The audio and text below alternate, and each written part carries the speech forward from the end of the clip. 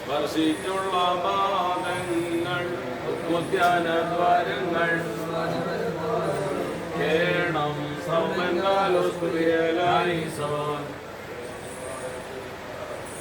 സ്നേഹാൽ ശുശ്രൂഷിച്ചോരാം വൈദികരെ പിഞ്ചെല്ലും ഈറേക്കാരി പാടയ്ക്കുമോ ദൈവസുതാദിനെ ശുശ്രൂഷിച്ചൊരു വൈദികരെ ഭിന്നാഗമനമാനാളിൽ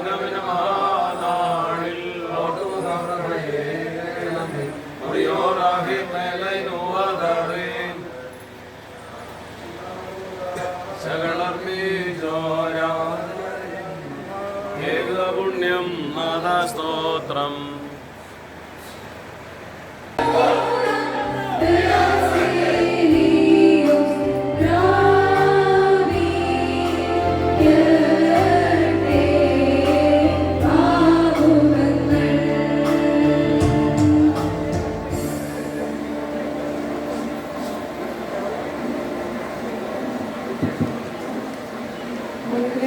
മലങ്കര ഓർത്തഡോക്സ് സുറിയാനി സഭയിലെ അതിപുരാതന ദേവാലയം. പരിശുദ്ധ സഭയെ നീണ്ട 43 വർഷക്കാലം നയിച്ച 6-ാം മാർത്തോമ, 8-ാം മാർത്തോമ, കാതോലിക്കരുടെ രത്നദീപം എന്നറിയപ്പെടുന്ന പുത്തങ്കാവിൽ ഗീവർഗീസ് മാർ പീലോക്സിനോസ് എന്നീ പിതാക്കന്മാർ അന്ത്യവിശ്രമം കൊള്ളുന്നു. പ്രാർത്ഥനാഗാനം ആലപിക്കുന്നതിനായി മാർ പീലോക്സിനോസ് കൊയറിനെ ക്ഷണിച്ചുകൊള്ളുന്നു.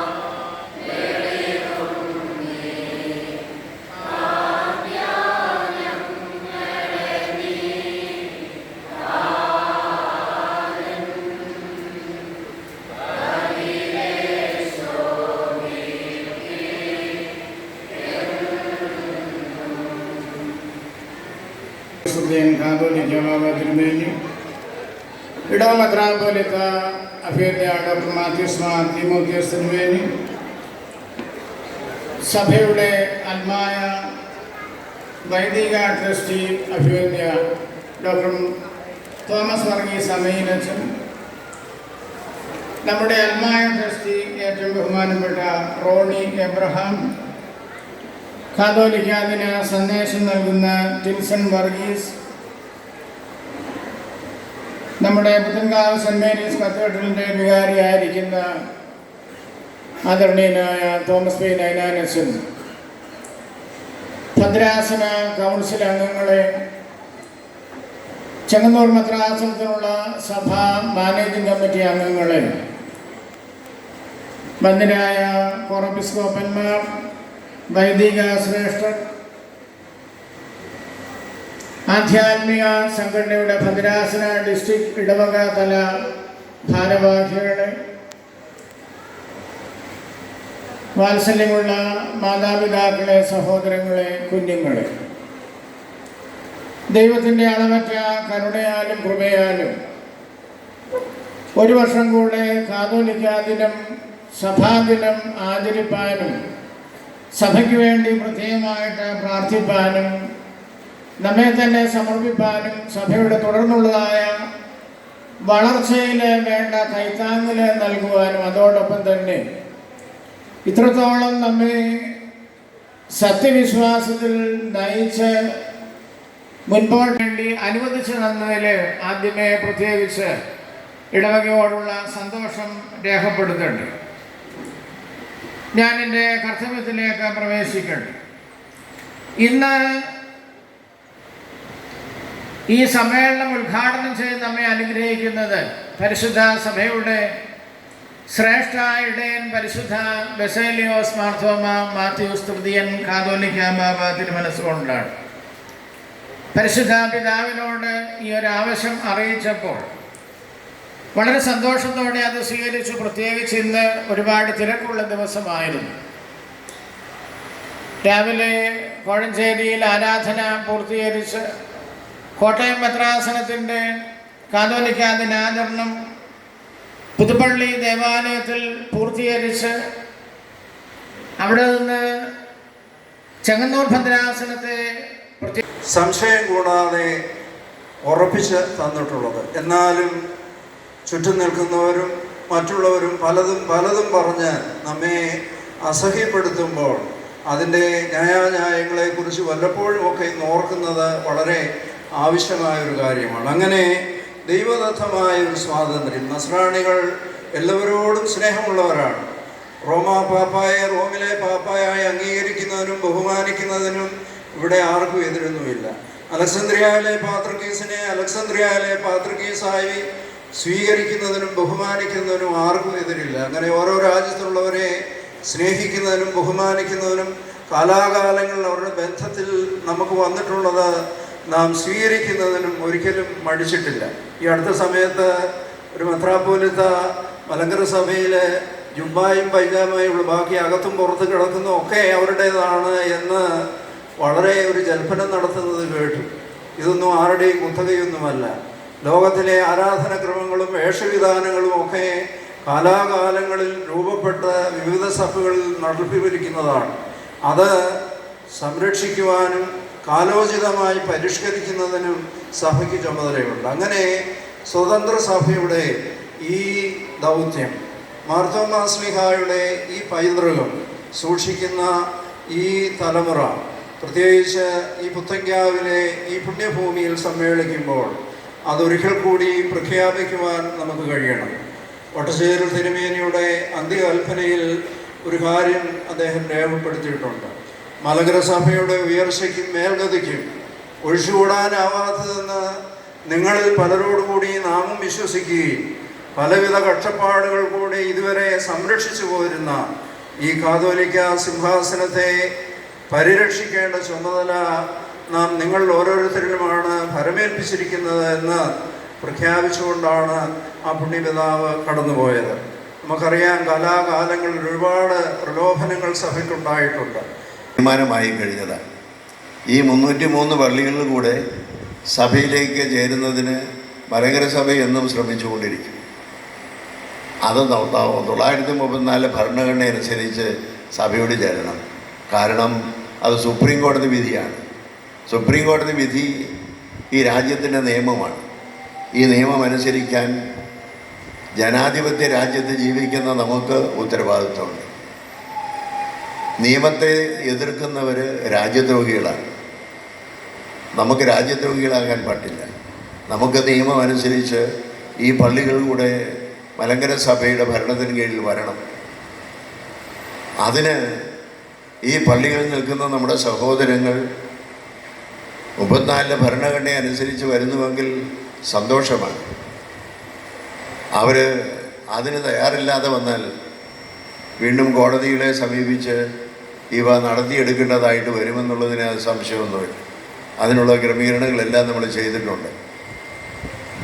പക്ഷേ അതിനപ്പുറമായിരിക്കുന്നത് വളരെ ശക്തമായ ഭാഷയിൽ നമ്മൾ പറഞ്ഞിട്ടുണ്ട്. ഈ പള്ളികൾ മുഴുവനും 34 ഭരണഘടന അനുസരിച്ച് ഭരിക്കപ്പെടണമെന്ന് ഉറപ്പാക്കാൻ മലങ്കര ഓർത്തഡോക്സ് സുറിയാനി സഭയിലെ എല്ലാവർക്കും ബാധ്യതയുണ്ട്. അത് ചെയ്തിരിക്കും. 2002 കോടതി വിധി കൊണ്ട് മളിമഠിൻ്റെ റിപ്പോർട്ടിന്മേലാണ് നാം നിൽക്കുന്നത്. അതാണ് എല്ലാ കോടതിയും വീണ്ടും 2010 കോടതിയും അംഗീകരിച്ചിരിക്കുന്നത്. അതുകൊണ്ട് ആർക്കും സഭ വിട്ടുപോകാം, പക്ഷേ സഭയിൽ നിന്ന് ഒരു മെഴുതിരിക്കാല് പോലും ആർക്കും ലഭിക്കുകയുമില്ല എന്നുള്ളത് ആരും മറന്നു പോകരുത്. സഭയാണ് അതിൻ്റെ ഭരണഘടന അനുസരിച്ച് മാത്രമേ നിൽക്കാൻ സാധിക്കുകയുള്ളൂ. ഇതാണ് കാതോലിക്കേറ്റിൻ്റെ ഉറപ്പെന്ന് പറയുന്നത്. ആ കാതോലിക്കിൻ്റെ ഉറപ്പിന്മേലാണ് നമ്മൾ നിൽക്കേണ്ടത്. കാതോലിക്കേറ്റിൻ്റെ ഉറപ്പ് നമുക്ക് 1972 വർഷത്തെ പാരമ്പര്യമുള്ളതാണ്. ആ പാരമ്പര്യം കളഞ്ഞു കുളിക്കാനായിട്ട് നമ്മളാരും തയ്യാറില്ല, അതിനാരും ശ്രമിക്കേണ്ടതില്ല എന്നുള്ളത് ഉച്ചസ്ഥരം പറഞ്ഞുകൊണ്ട് ഈ സമ്മേളനം ഉദ്ഘാടനം ചെയ്യുന്നു. ഈ സഭയുടെ സ്വാതന്ത്ര്യം വിളിച്ചോതിയത് എന്ന് പറയുമ്പോൾ അതിനു മുമ്പ് AD 52 മുതലുള്ളതായ സ്വാതന്ത്ര്യത്തെ അംഗീകരിക്കുക മാത്രമാണ് ചെയ്തിട്ടുള്ളത്. അതുകൊണ്ട് തന്നെയാണ് മലങ്കര സഭ പറയുന്നത്, ഇവിടെ പൗരോഹിത്യത്തിൻ്റെ തുടർച്ചയ്ക്ക് പ്രശ്നങ്ങളോ പ്രയാസങ്ങളോ ഉണ്ടായപ്പോൾ സഹായിച്ചവരോട് എന്നും നന്ദിയും ആദരവുമുണ്ട്. പക്ഷേ സഭയുടെ മേലധികാരികളായിട്ടോ സഭയുടെ അധിപന്മാരായിട്ടോ തീരുവാൻ അവർക്ക് അവകാശമില്ല എന്ന് പറയും. 1889 റോയൽ കോർട്ട് വിധിയോടുകൂടി അവരുടെ ക്ലെയിമൊക്കെ അവസാനിക്കുകയാണ് ചെയ്തത്. ഞങ്ങൾ വിശ്വസിക്കുന്ന മാർഗത്തിന്റെ പേര് മാർത്തോമായുടെ മാർഗമാണ്. ആ കാലഘട്ടം മുതൽ നസ്രാണിയെ ആരും പറഞ്ഞു പഠിക്കേണ്ടതില്ല. എന്താണ് തോമായുടെ മാർഗം, എന്താണ് കേപ്പായുടെ മാർഗം? വളരെ കൃത്യതയോടെ, തെളിമയോടെ, സൗഖ്യം പ്രാപിച്ച് തുറന്ന കണ്ണുകളോടെ, തുറന്ന ബോധ്യത്തോടെ ഈ ചരിത്രത്തെ കണ്ടവരാണ് നമ്മുടെ പൂർവികന്മാർ. അതുകൊണ്ട് എന്താണ് ചരിത്രത്തിൽ സംഭവിക്കുന്നത്? ചരിത്രത്തിൽ സംഭവിച്ചത്, തോമായുടെ മാർഗത്തിൽ നിന്ന് വ്യതിചലിച്ച് കേപ്പായുടെ മാർഗത്തിലേക്ക് പോയവർ, അവർ വഴിപിരിഞ്ഞു പോയതാണ്. ഈ സത്യം, തോമാ പാരമ്പര്യത്തിൽ നിന്ന് വഴിപറഞ്ഞു പോയവരാണ് എന്നതിന് ചരിത്രം തന്നെ സാക്ഷിയാണ്. ആ ചരിത്രം തന്നെ സാക്ഷിയായി നിൽക്കുമ്പോൾ പിന്നെ 1912 പരിശുദ്ധ പിതാവ് സൂചിപ്പിച്ചത് പോലെ ഇവിടെ ഭരണപരമായ ചില സ്വാതന്ത്ര്യ ബോധത്തെ ഈ സഭ സ്വീകരിച്ചതിനെ ഉയർത്തിക്കാണിച്ച് ഈ സഭയുടെ ചരിത്രം 12ലേക്ക് ചുരുക്കുവാൻ ശ്രമിക്കുമ്പോൾ നിങ്ങൾ ഇന്ത്യയുടെ ചരിത്രത്തെയും സ്വതന്ത്രാനന്തര ചരിത്രത്തെയും ഒരുപോലെ വെല്ലുവിളിക്കുകയാണ്. 1947 ഇന്ത്യ സ്വാതന്ത്ര്യം പ്രാപിക്കുമ്പോൾ ഇന്ത്യക്ക് 70 വർഷത്തെ ചരിത്രം മാത്രമേ ഉള്ളൂ എന്ന് ലോകത്തിൽ ഒരു മണ്ടൻ ചരിത്രകാരന്മാരും പറയാറില്ല. ഇന്ത്യ ഒരു റിപ്പബ്ലിക്കായി ഉയർന്നു വന്ന ചരിത്രം ഉയർത്തി കാണിക്കുമ്പോൾ വലിയ നൂറ്റാണ്ടുകളുടെ ഭാരതത്തിന്റെ ചരിത്രത്തെ ആരും നമസ്കരിക്കാറില്ല. അത് സ്വാതന്ത്ര്യത്തിന്റെ പുതിയ സാധ്യതകളും സ്വാതന്ത്ര്യത്തിന്റെ പുതിയ വരവേൽപ്പുകളുമാണ് 1912 മലങ്കര സഭയിൽ സാധ്യമായത്. അതിനു മുമ്പ് തോമസ് അപ്പോസ്തലന്റെ പാരമ്പര്യം കേരളത്തിലുള്ള എല്ലാ സഭകൾക്കും ഒരുപോലെ അവകാശപ്പെട്ടതാണ്. ആ കാര്യത്തിൽ മലങ്കര സഭയ്ക്കും തർക്കമൊന്നുമില്ല. പക്ഷെ ഈ തോമായുടെ മാർഗത്തിൽ നിന്ന് കേപ്പായുടെ മാർഗത്തിലേക്ക് പറമ്പിൽ ചാണ്ടിക്കത്തനാറിലൂടെ, പിന്നെ അംഗ്ലിക്കൻ നവീകരണത്തിലൂടെ, പ്രൊട്ടസ്റ്റന്റ് നവീകരണത്തിലൂടെ പിരിഞ്ഞു പോയവരാണ് ഈ തോമായുടെ മാർഗത്തിൽ നിന്ന്. അന്നു മുതൽ ഈ തോമസ് അപ്പോസ്തലന്റെ പാരമ്പര്യവും ഈ തോമസ് അപ്പോസ്തലന്റെ സിംഹാസനവും ഈ തോമസ് അപ്പോസ്തലന്റെ സിംഹാസനത്തിന്റെ പകരം വെക്കാത്ത അന്യൂന്യതയും ഉയർത്തിപ്പിടിച്ച മഹത്തായ പാരമ്പര്യമാണ് നമുക്കുള്ളത്. രണ്ടാമത്, ഞാൻ സുദീർഘമായി സംസാരിക്കുന്നത് ശരിയല്ല എന്നെനിക്ക് ബോധ്യമുണ്ട്. രണ്ടാമത്, ഇവിടെ കാണുന്ന ഏറ്റവും കടുത്ത വിരോധാഭാസമായൊരു നിലവിളിയുണ്ട്.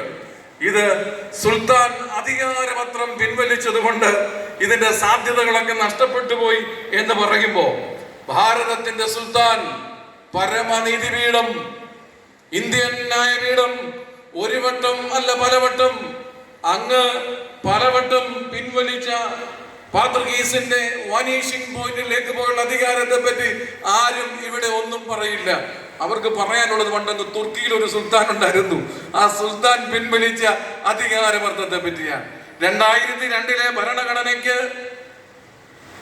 എവിടെ ഇടേണ്ടത് എന്ന വാക്ക് ഞാൻ ഈ പ്രസംഗത്തിന്റെ മനോഹാരിത കുറച്ചു കാണിക്കാൻ താല്പര്യമില്ലാത്തതുകൊണ്ട് ഞാൻ ഉപയോഗിക്കുന്നില്ല പദം. പക്ഷെ എവിടെ സൂക്ഷിക്കണമെന്ന് നമുക്കറിയാം. 2002 ഭരണഘടന അതിന്റെ സാധ്യതകളൊക്കെ ഇന്ത്യയുടെ ഭരണകൂടം പലവട്ടം അതിന്റെ അധികാരം പിൻവലിച്ചിട്ട് അതിന്റെ ചുവടുകൾ വെച്ചിട്ട് മീറ്റിംഗിൽ പോയി മലങ്കര മെത്രാപ്പൊലീത്തമാരെ പ്രഖ്യാപിക്കുകയും ഒരു നിയമസംഹിതയില്ലാത്ത സംഹിതകളുടെ അടിസ്ഥാനത്തിൽ പുതിയ പുതിയ ന്യായവാദങ്ങൾ ഉയർത്തുകയും ചെയ്യുമ്പോൾ അവരുടെ വിലാപം ഇന്നും അസ്തമിച്ചിട്ടില്ല. കാരണം കാതോലിക്കായ്ക്ക് പട്ടം കൊടുത്തത് തുർക്കി സുൽത്താനെന്ന് ഞങ്ങൾക്കൊക്കെ അറിയാം. ഞങ്ങളെ പഠിപ്പിച്ച ചരിത്രം അതാണ്. ഒരു സുൽത്താനുമല്ല, പരിശുദ്ധ റൂഹായാണ് കാതോലിക്കമാരെ അഭിഷേകം ചെയ്യുകയും കാതോലിക്കമാരുടെ അഭിഷേകത്തെ പൂർത്തീകരിക്കുകയും ചെയ്യുന്നത്. ഞാൻ ദീർഘിപ്പിക്കുന്നില്ല, വളരെ പറയാൻ എൻ്റെ മനസ്സിൽ ബാക്കിയുണ്ടെങ്കിലും ഞാനിവിടെ ഇത് അവസാനിപ്പിക്കുകയാണ്. കാരണം മലങ്കര സഭയുടെ ഈ മാർത്തോമൻ പൈതൃകം ഇന്ന് പലരെയും അസ്വസ്ഥതയുടെ കൂമ്പാരങ്ങളിലേക്ക് നയിക്കുന്നു. കാരണം ഈ ജനത വേരുകൾ തേടുന്ന ഒരു ജനതയാണ്. നമ്മുടെ പുതുതലമുറ വേരുകൾ തേടുന്ന ഒരു ജനതയാണ്. അവർ സത്യസന്ധമായി വേരുകൾ തേടുമ്പോൾ തോമായുടെ പാരമ്പര്യമല്ലാതെ ചങ്കൂറ്റമുള്ളൊരു നസ്രാണിക്ക്, ആത്മാഭിമാനമുള്ളൊരു നസ്രാണിക്ക് തോമായുടെ മാർഗമല്ലാതെ മറ്റൊരു മാർഗം ഭാരത ചരിത്രത്തിൽ ചൂണ്ടിക്കാണാൻ കഴിയില്ല. അത് കൊണ്ടു നടന്നവർ ഒരു പറമ്പിലെ ചാണ്ടിക്കത്തനാരെ പോലെ, ആംഗ്ലിക്കൻ നവീകരണവാദികളെ പോലെ, മറ്റു പലരെ പോലെ തോമസ് അപ്പോസ്തലനെ വിട്ടുകൊടുക്കുവാൻ കഴിയാതെ ശങ്കോട് ചേർത്ത് വെച്ച, നെഞ്ചോട് ചേർത്ത് വെച്ച ഹൃദയ നമനിയുടെ ഭാഗമാക്കി മാറ്റിയ നസ്രാണിയുടെ ചരിത്രത്തെ അങ്ങ് തുച്ഛീകരിക്കാമെന്ന് ആരെങ്കിലും ശ്രമിക്കുന്നുവെങ്കിൽ അത് മലർപ്പൊടിക്കാരന്റെ പോലും സ്വപ്നമല്ല. പൈതൃകത്തെ വികലമായ ചരിത്രവാദഗതികൾ കൊണ്ട് യൂട്യൂബ് എന്ന മാധ്യമങ്ങളിലൂടെ, നവമാധ്യമങ്ങളിലൂടെ ഇല്ലാതെയാക്കുവാൻ ആർക്കും കഴിയില്ല. കാരണം ഈ സഭയ്ക്കറിയാം, ഈ മണ്ണിന്റെ മാർഗറിയാം, ഇത് തോമായുടെ മാർഗമാണെന്ന്. കേപ്പായുടെ മാർഗത്തിന്റെ കീഴിലല്ല തോമായുടെ മാർഗം. തോമായുടെ മാർഗം അപ്പോസ്തലനിലൂടെ, യേശു ക്രിസ്തുവിലൂടെ, തന്റെ അരിമശിഷ്യനായ തോമസ് അപ്പോസ്തലനിലൂടെ നമുക്ക് നൽകിയ ഈ മാർഗത്തെ നാം ഏറ്റെടുക്കും. അതുകൊണ്ട് ചങ്കുപറ്റി നാം നമ്മുടെ വിളികൾ തുടരും. അത് കാതോലിക്ക സിംഹാസനം നീണാൾ വാഴട്ടെ എന്ന് മാത്രമാണ്. ദൈവം നമ്മെ എല്ലാവരെയും അനുഗ്രഹിക്കട്ടെ. മെത്രാപ്പൊലീത്ത തിരുമേനി, സഭയുടെ വൈദിക ട്രസ്റ്റി, മെത്രാസന സെക്രട്ടറി ഉൾപ്പെടെയുള്ള എല്ലാ വൈദികരുമേ, കൗൺസിൽ അംഗങ്ങളുമേ, ഇടവകയുടെ വികാരി ഉൾപ്പെടെയുള്ള സഭയുടെ എല്ലാ മാനേജിംഗ് കമ്മിറ്റി അംഗങ്ങളെ, പ്രിയ സഹോദരങ്ങളെ, സുഹൃത്തുക്കളെ, സമയം 5:30 സന്ധ്യാ നമസ്കാരത്തിന് സമയം അടുത്തു വരുന്നു എന്നറിയാം. ഏതാണ്ട് 1 മിനിറ്റ് കൊണ്ട് ഞാൻ പെട്ടെന്ന് അവസാനിപ്പിച്ചുകൊള്ളാം. ഏറെ ഒന്നും പറയുവാനില്ല. ഇത് മലങ്കര സഭയുടെ കാതോലിക്ക ദിനമാണ്. കാതോലിക്ക ദിനമെന്ന് പറയുന്നത് നമ്മുടെ സ്വാതന്ത്ര്യത്തിൻ്റെ അടയാളമാണ്. എന്നാണ് നാം ഇന്ന് രാവിലെ പ്രാർത്ഥനയിൽ ഓർത്ത് പ്രാർത്ഥിച്ചത്. 1912 മലങ്കര സഭയിൽ കാതോലിക്കേറ്റ് സ്വാതന്ത്ര്യത്തിൻ്റെ അടയാളമായി സ്ഥാപിക്കുമ്പോൾ അച്ഛൻ ഓർമ്മിപ്പിച്ച പോലെ 1947 ഇന്ത്യ സ്വാതന്ത്ര്യമാകുന്നത്. ഇന്ത്യ സ്വാതന്ത്ര്യമാകുന്നതിനർത്ഥം ഇന്ത്യ അന്ന് ആരംഭിച്ചു എന്നല്ല. ഇവിടെ ഉണ്ടായിരുന്ന രാജ്യത്ത് കച്ചവട താല്പര്യത്തിനായി വന്നവർ നേടിയെടുത്ത അധികാരത്തെ വലിച്ചെറിഞ്ഞ് ഒരു സ്വതന്ത്ര ഭാരതമായി പ്രഖ്യാപിക്കപ്പെടുകയാണ് 1947 സംഭവിച്ചത്. അതേപോലെ തന്നെ 19-ാം നൂറ്റാണ്ടിൻ്റെ പകുതിയോടെ നേടിയെടുത്ത മലങ്കര സഭയുടെ മേൽക്കോയ്മ വലിച്ചെറിഞ്ഞ് ഒരു സ്വാതന്ത്ര്യത്തിൻ്റെ അടയാളം മലങ്കര സഭയിൽ സ്ഥാപിച്ചതാണ് കാതോലിക്കേറ്റിൻ്റെ സ്വാതന്ത്ര്യം. അത് മലങ്കര സഭയുടെ സ്വാതന്ത്ര്യത്തിൻ്റെ അടയാളമാണ്. 1947 ലഭിച്ച സ്വാതന്ത്ര്യം കാത്തു സൂക്ഷിക്കുക എന്നുള്ളത് വലിയ ബുദ്ധിമുട്ടാണെന്ന് അന്നത്തെ ഭരണകൂടത്തിന് അറിയാമായിരുന്നു. കാരണം 699ഓളം നാട്ടുരാജ്യങ്ങൾ അന്ന് ഇന്ത്യയിലുണ്ടായിരുന്നു. ഈ നാട്ടുരാജ്യങ്ങളുടെ തർക്കങ്ങൾ മുതലെടുക്കുവാനും വീണ്ടും വിദേശാധിപത്യങ്ങൾ വിദേശ രാജ്യങ്ങൾ ഇത് കണ്ണും നട്ട് ഇതിലേക്ക് കടന്നു വരാനുള്ള സാധ്യതയുണ്ടെന്ന് ഇന്ത്യൻ ഭരണകൂടത്തിനും ഇന്ത്യയിലെ ഭരണാധികാരികൾക്കും ബോധ്യമുള്ളത് കൊണ്ടാണ് പിന്നീട് 1950 ഇന്ത്യ ഒരു റിപ്പബ്ലിക്കായി പ്രഖ്യാപിക്കുകയും ആ റിപ്പബ്ലിക്കിന് ഒരു ഭരണഘടന സ്ഥാപിക്കുകയും ചെയ്തത്. നാം ഇന്ത്യക്കാർ എന്ന് ആരംഭിക്കുന്ന ഇന്ത്യയുടെ ഭരണഘടന, അതാണ് നമ്മുടെ സ്വാതന്ത്ര്യത്തിൻ്റെ അടയാളം. ഈ ഭാരതീയന്റെ സ്വാതന്ത്ര്യത്തിൻ്റെ അടയാളം ഈ റിപ്പബ്ലിക്കും ആ റിപ്പബ്ലിക്ക് തരുന്ന ഭരണഘടനയുടെ സ്വാതന്ത്ര്യമാണ്. അതിനു മുമ്പ് എന്ത് മനോഹരമാണെന്ന് ചിന്തിച്ചേ. 1912 സ്ഥാപിതമായ കാതോലിക്കേറ്റിൽ ലഭിച്ച സ്വാതന്ത്ര്യം പിന്നെയും നഷ്ടപ്പെടാതിരിക്കേണ്ടത് മലങ്കര സഭയുടെ ഉത്തരവാദിത്തമാണെന്ന് പരിശുദ്ധനായ വട്ടശ്ശേരി തിരുമേനിക്ക് സഭാ നേതൃത്വത്തിനും അൽമായ നേതാക്കൾക്കും ബോധ്യപ്പെടുന്നത് കൊണ്ടാണ് 1934 MD സെമിനാരിയിൽ കൂടിയ അസോസിയേഷനിൽ മലങ്കര സഭയ്ക്ക് ഒരു ഭരണഘടനയുണ്ടായത്. ലഭിച്ച സ്വാതന്ത്ര്യം നഷ്ടപ്പെടാതെ ഇന്നുവരെ കാത്തു സൂക്ഷിക്കുന്നത് ആ ഭരണഘടനയാണ്. മറുപക്ഷം അതിനെ കൈപ്പുസ്തകം എന്ന് വിളിക്കും. അത് കുഴപ്പമില്ല, ഹാൻഡ് ബുക്ക് എന്നേ ഉള്ളൂ. അതിന് ഇംഗ്ലീഷിലുള്ള അർത്ഥം ഹാൻഡ് ബുക്ക്. അതൊരു കൈപ്പുസ്തകമാണ്. നമ്മുടെ എല്ലാ ആരാധനക്രമങ്ങളും കൈപ്പുസ്തകങ്ങൾ, ഒരു സംശയവുമില്ല. പ്രിയ സഹോദരങ്ങളെ, ഞാൻ അവസാനിപ്പിക്കുകയാണ്. 34-ൽ കാതോലിക്കേറ്റിന്റെ സ്വാതന്ത്ര്യത്തിന്റെ അടയാളമായ ഭരണഘടന സ്ഥാപിക്കുമ്പോൾ 35 മുതൽ കാതോലിക്ക ദിനം ആരംഭിച്ചു. ഒന്നാം കാതോലിക്കായുടെ ഓർമ്മ ദിവസം മെയ് 3-ാം തീയതി ആയിരുന്നു ആദ്യ നാളുകളിൽ കാതോലിക്ക ദിനമായി ആചരിച്ചിരുന്നത്. പിന്നീട് പരിണാമപ്പെട്ട് MC കുര്യാക്കോസ് എറമ്പാച്ചൻ ഏക മലങ്കര സഭയിലെ അസോസിയേഷൻ സെക്രട്ടറിയായി പ്രവർത്തിച്ച പാത്താമുട്ടത്ത് എറമ്പാച്ചന്റെ കാലഘട്ടത്തിലാണ്, അതായത് 1944-ലാണ് ഇത് 36-ാം ഞായറാഴ്ചയായി ക്രമീകരിക്കപ്പെട്ടത്. എന്നാൽ 70-കളിൽ മലങ്കര സഭയിൽ സംഘർഷം വളരെ രൂക്ഷമായപ്പോൾ ഇതൊരു ശക്തി പ്രകടനമായി, ഇതൊരു പ്രഖ്യാപനമായി, ഇതൊരു നേതൃനിരയിൽ നിന്നുള്ളൊരു ആഹ്വാനമായി മാറിയത് 70-കളിലാണ്. 76 മുതലാണ് ഇങ്ങനെ അച്ചടിച്ച പുസ്തകങ്ങൾ ദേവാലയങ്ങളിൽ എത്തിക്കുകയും അതൊരു ആരാധനക്രമമായി മാത്യൂസ് പ്രഥമൻ ബാബാ തിരുമേനിയുടെ കാലം തൊട്ടാണ് നടത്തി വരുന്നത്. പ്രിയ സഹോദരങ്ങളെ, മലങ്കര സഭയുടെ ഏകവും പ്രധാനവുമായ വരുമാന മാർഗമാണ് കാതോലിക്ക ദിനം പിരിവ് എന്ന് പറയുന്നത്. സദസ്സിലും ഉപവിഷ്ടനായിരിക്കുന്ന വിശിഷ്ടാതിഥികളിൽ സമയത്തിൻ്റെ പരിമിതി ഉത്തമ ബോധ്യത്തോടുകൂടിയാണ് ഞാൻ നിൽക്കുന്നത്. ഞാൻ ഏതാനും വർഷങ്ങൾക്ക് മുൻപ് കണ്ട ഒരു വീഡിയോ ക്ലിപ്പുണ്ട്. അത് 3-4 ഭാഗങ്ങളായിട്ടാണ്. അത് കാട്ടിൽ ആനകളെല്ലാം കൂടെ ഒന്നിച്ച് കൂടി നിൽക്കുന്നതാണ് ഒന്നാമത്തെ രംഗം. ആ സമയത്ത് ഒരു സിംഹം അവിടേക്ക് വരുന്ന സന്ദർഭത്തിൽ ഈ ആനകളെല്ലാം കൂടെ ഒന്നിച്ച് ചേർന്ന് നിന്ന് ആ സിംഹത്തെ തുരത്തുന്നതാണ് ഒന്നാമത്തെ രംഗം. രണ്ടാമത്തെ രംഗം നാം കാണുന്നത് ഓരോ ആനയുടെയും ചെവിയിൽ കുറുക്കൻ ചില കാര്യങ്ങളൊക്കെ മന്ത്രിക്കുന്നതാണ്. മൂന്നാമത്തെ രംഗം എന്ന് പറയുന്നത് ഈ ആനകളെല്ലാം ഒന്നിച്ച് നിന്ന ആനകൾ വിവിധ സ്ഥലങ്ങളിലായിട്ട് മാറി നിൽക്കുന്നതാണ്. 4-ാമത്തെ രംഗം സിംഹം അത് മുതലെടുത്ത് ഈ ആനകളെ ഓരോന്നായി കൊന്നൊടുക്കുന്നതാണ്. അതുകൊണ്ട് എനിക്ക് ആമുഖത്തിൽ ഞാൻ പറയാൻ ആഗ്രഹിക്കുന്നത്, നാം ഒന്നിച്ചു നിൽക്കുന്നതാണ് സഭയുടെ ശക്തി. സഭയ്ക്ക് ഒത്തിരി പ്രതിസന്ധികൾ സൃഷ്ടിക്കാൻ തക്കവണ്ണം ശ്രമിച്ചവരുണ്ട്. അവരൊക്കെ കാലയവനികയ്ക്കുള്ളിൽ മറഞ്ഞു. പരിശുദ്ധാത്മാവാണ് ഈ സഭയെ നാളിതുവരെ നടത്തിയത്. അതുകൊണ്ട് പരിശുദ്ധ ബാബാ തിരുമേനിയുടെയും പരിശുദ്ധ എപ്പിസ്കോപ്പൽ സുന്നഹദോസിൻ്റെയും പിതാക്കന്മാരുടെ പാതയിൽ ഒന്നിച്ച് ചേർന്ന് നിന്ന് പ്രതിസന്ധികളെ അതിജീവിച്ച് മുന്നേറാൻ തക്കവണ്ണം ദൈവം എല്ലാ കൃപാവരങ്ങളും സമൃദ്ധിയായിട്ട് നൽകട്ടെ എന്ന് ആത്മാർത്ഥമായിട്ട് പ്രാർത്ഥിക്കുന്നു.